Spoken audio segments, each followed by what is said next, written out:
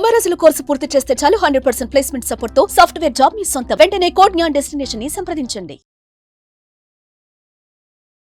నమస్తే, welcome to Suman TV. నేను మీ anchor సిరి. Business చేసే వాళ్ళు ప్రతి ఒక్కరు కూడా రకరకాలుగా ఆ బిజినెస్ని ఎలా తీసుకెళ్ళాలి అని చూస్తూ ఉంటారు. అండ్ ఎస్పెషల్లీ బిజినెస్ చేసేటప్పుడు ప్రతి ఒక్కరు కూడా ఆలోచించేది తన కంపెనీ వాల్యూని ఎలా ఇంక్రీజ్ చేయాలి అని.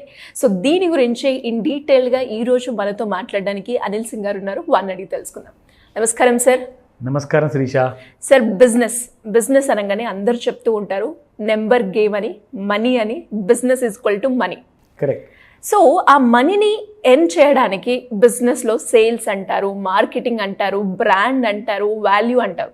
అలా ఒక కంపెనీ మనం స్టార్ట్ చేసాము అంటే దాంట్లో మనం చూసేదే నెంబర్స్ కాబట్టి అది వాల్యూ తోటి ఎలా పెంచుకోవచ్చు అంటారు? ఇది తలుచుకుంటే చాలా సింపుల్, తెలియకపోతే అసలు నిజంగానే తెలియదు. ఎందుకంటే మీరు ఎంత పెద్ద లాస్లో ఉన్న విషయం మీకు తెలిస్తేనే కదా మీరు ఆ వాల్యూ అన్లాక్ చేయడానికి గురించి మీరు ఆలోచిస్తారు.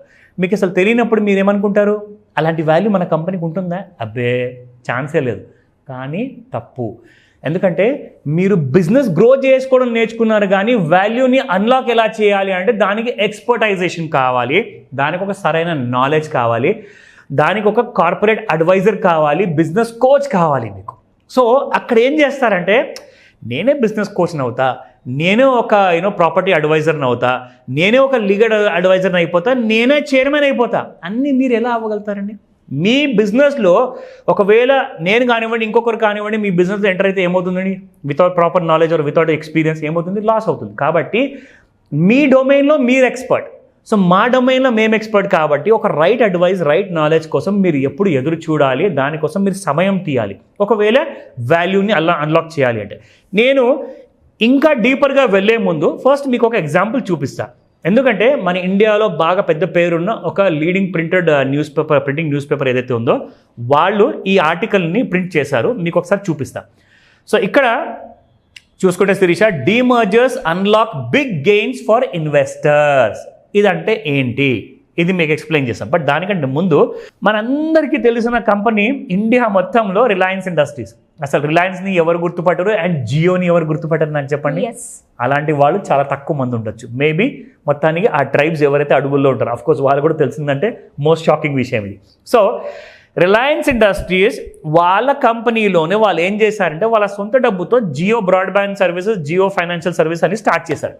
జూలై 2023 డీమర్జ్ చేశారు. కానీ డీమర్జ్ చేసే ముందు వాళ్ళ కంపెనీ విలువ మొత్తం కలుపుకుంటే 17,72,455 కోట్లు, అంటే దాదాపు 18 లక్షల కోట్లు అనుకోండి దగ్గర. అయితే 2023 జూలై నెలలో ఏం చేశారంటే జియో ఫైనాన్షియల్ సర్వీసెస్ అనే కంపెనీని సపరేట్గా క్రియేట్ చేశారనమాట, కావ్అవుట్ చేశారనమాట, డీమర్జ్ చేశారు.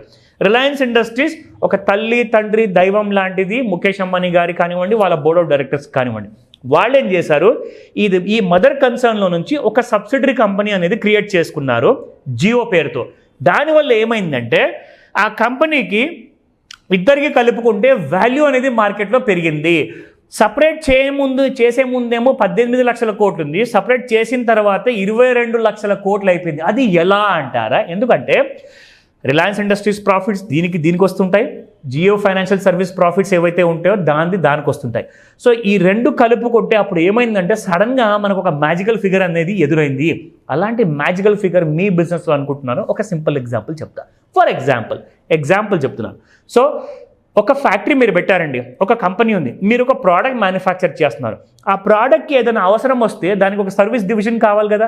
అంటే అది వాటర్ ఫిల్టర్ అయి ఉండొచ్చు, సీలింగ్ ఫ్యాన్ అయి ఉండొచ్చు, ఏసీ అయి ఉండొచ్చు, టీవీ అయి ఉండొచ్చు. మీకు ఎల్జీ టీవీ కొంటే ఎల్జీ సర్వీస్ సెంటర్ వస్తుంది. ఎగ్జాంపుల్ చెప్తున్నాను, నాకు ఎల్జీ వాళ్ళు డబ్బులు పే చేయలేదు ఇక్కడ. సో ప్రతి ప్రోడక్ట్కి ఒక సర్వీస్ డివిజన్ ఉంటుంది. అయితే మీరేం చేయాలి అంటే ఇందులో ఇన్కమ్ వస్తుంది, ఇందులో కూడా ఇన్కమ్ వస్తుంది, కానీ మ్యానుఫ్యాక్చరింగ్ అండ్ సేల్స్లో వచ్చిన ఇన్కమ్ కాస్త సర్వీస్తో కలుపుకుంటే కనపడదు.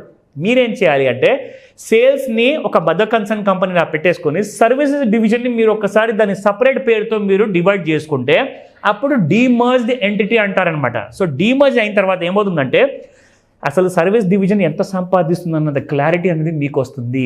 దాని ఎగ్జాంపుల్ ఇంకొకటి మీకు చూపిస్తాను. ఈడిల్విస్ ఫైనాన్షియల్ కంపెనీ నువామా వెల్త్ అనే వాళ్ళ సిస్టర్ కన్సర్న్ కంపెనీని డీమర్జ్ చేసే ముందు వాల్యూ ఎంత ఉంటుందో తెలుసా? 6,281 crores. ఓకేనా?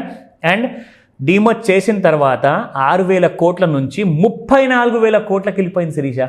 ఇంత డబ్బు మీకు మార్కెట్లో ఎక్కడి నుంచి వస్తుంది నాకు చెప్పండి. This is the kind of మార్కెట్లో వాల్యూ అన్లాక్ చేయడానికి చూపిస్తే ఇక్కడ షిప్పింగ్ కార్పొరేషన్ మీరు చూసుకుంటే శిరీష 4,000 కోట్లు ఉండింది డీమర్జ్ చేసే ముందు. డీమర్జ్ తర్వాత 15,000 కోట్లు అయింది. లిటరల్గా 3 times. ఇక్కడ చూడండి 250% పెరిగిందండి.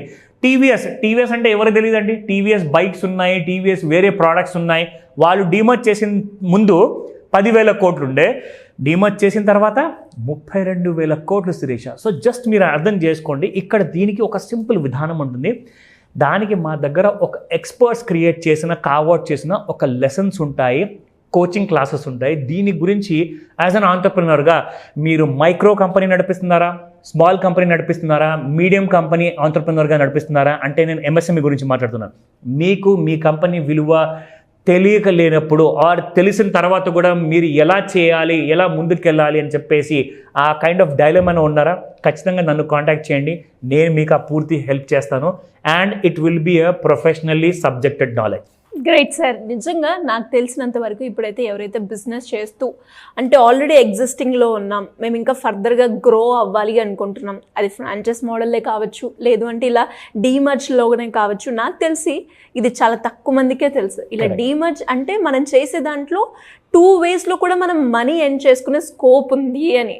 సో అలా ఎవరికైనా కూడా బిజినెస్ పరంగా గైడెన్స్ కావాలి అంటే అందుతుందా సార్? 100% అండి. దీనికోసము ఒక ఎక్స్క్లూసివ్ మాస్టర్ క్లాస్ ఉండబోతుంది 19th of January రోజున 2025. ఈ సంవత్సరంలో మొట్టమొదటి ఆంటర్ప్రెన్యూర్స్కి ఎలా డీమర్జర్ గురించి నేర్చుకోవాలి, ఆ బేసిక్స్ ఏంటి, ఆ next level pro level kind of course details ఏంటి, అవన్నీ కూడా మీకు నేర్పించబడతాయి. ఇందాక శిరీష గారు అడిగారు, లైక్ ఈ విషయము చాలా మందికి నిజంగానే తెలియదు, లేకపోతే ఈ పాటికి లిస్ట్ నిండిపోయింది. True sir. అంటే షేర్ మార్కెట్లో లిస్ట్ అయి ఉన్న కంపెనీస్కే సరైన గైడెన్స్ లేదు అంటే మీరు ఆలోచించండి, మీకైతే అసలే గైడెన్స్ లేదనమాట. సో సరైన గైడెన్స్ మనకు కావాలి, సరైన నాలెడ్జ్ కావాలి. నేర్చుకోవడానికి రండి నాతో పాటు. స్క్రీన్ పైన కనిపిస్తున్న నెంబర్కి కాల్ చేయండి లేదా వాట్సాప్ మెసేజ్ పెట్టండి త్వరగా. Great sir. నాకెందుకో ఇది బిజినెస్ చేసే వాళ్ళకి ఇమ్మీడియట్గా స్ట్రైక్ అవుతున్న పాయింట్ అని చెప్తాను. Correct. Thank you sir. Thank you so much. Welcome Sirisha.